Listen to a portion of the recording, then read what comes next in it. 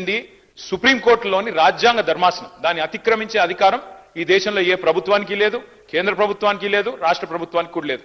ఉన్న ఒకే ఒక్క మార్గం అధ్యక్ష, ఒకే ఒక్క మార్గం, మనం పార్లమెంట్ లో అవసరమైతే రాజ్యాంగ సవరణ చేసి రెండు పార్టీలు కనుక అనుకుంటే, ఇవాళ మెజారిటీ ఉన్నది బీజేపీకి, అక్కడ ప్రతిపక్షంలో ఉన్నది కాంగ్రెస్ పార్టీ. మాకైతే లోక్సభలో సభ్యులు లేరు, రాజ్యసభలో 4 సభ్యులు ఉన్నారు మాకు. కానీ ఇవాళ కావాలనుకుంటే బీసీలకు నిజంగా న్యాయం చేయాలి అనుకుంటే పరిధి అసెంబ్లీ కాదు అధ్యక్ష.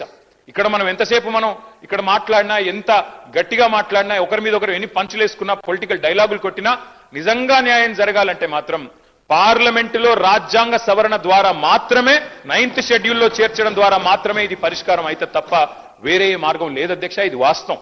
ఇది ముఖ్యమంత్రి గారికి తెలియదు, కేబినెట్ లో ఉండే మంత్రులకు తెలియదని నేను అనుకోను అధ్యక్ష. వారికి కూడా తెలుసు, కానీ వారు పాపం వారు ఇరుక్కొని పోయినారు అధ్యక్ష. నేను వేరే ఉద్దేశంతో చెప్పట్లేదు. మీరేమనుకున్నారు అధ్యక్ష? బీసీ డిక్లరేషన్ పెట్టినారు అధ్యక్ష కామారెడ్డిలో.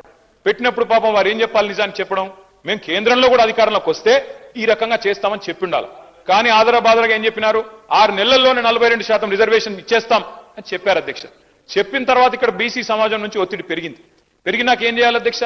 మరి ఏదో చేసినట్టు ఉండాలని చెప్పి ఇది 4వ ప్రయత్నం. మాకు ఆశ్చర్యంగా ఉంది అధ్యక్ష, ఎందుకంటే చాలా ఆశ్చర్యంగా అనిపిస్తా ఉంది. ఇదే ప్రభుత్వం చెప్పింది అధ్యక్ష. ఏం చెప్పారు మీరు? మొదటిసారి మేము రాజ్యాంగబద్ధంగా సాధిస్తామని మొదటిసారి చెప్పారు, ఒకసారి చెప్పారు. తర్వాత ఆర్డినెన్స్ ద్వారా వస్తామని ఇంకోసారి చెప్పారు. మరొకసారి పార్టీ పరంగా అన్నారు. ఇంకోసారి రాహుల్ గాంధీ గారు ప్రధానమంత్రి అయిన తర్వాత ఇస్తామన్నారు. మళ్ళీ ఈ రోజు మళ్ళీ బిల్ తెస్తా ఉన్నారు. అంటే ఒకటే పార్టీ 5 రకాలుగా మాట్లాడితే, 5 సందర్భాల్లో మాట్లాడితే ఈ రాష్ట్రంలో ఉన్న బీసీ బిడ్డలు చూస్తలేరా అధ్యక్ష? అర్థం చేసుకుంటలేరా మీ నిజాయితీని కానీ, మీ చిత్తశుద్ధిని కానీ?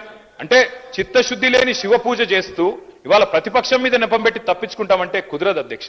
మేము ఇప్పటికి కూడా చిత్తశుద్ధితో చెప్తున్నాం, సిన్సియర్గా చెప్తున్నాం, సంపూర్ణంగా స్వాగతిస్తాము. మీరే చెప్పారు, గౌరవ ముఖ్యమంత్రి గారు చెప్పారు అధ్యక్ష, ఇదే హౌస్ లో చెప్పారు మార్చిలో. ఏమన్నారు అధ్యక్ష? కేసీఆర్ ప్రభుత్వం ఉన్నప్పుడు కూడా 37% రిజర్వేషన్ స్థానిక సంస్థల్లో ఇవ్వాలి అని చెప్పి ఇక్కడ నుంచి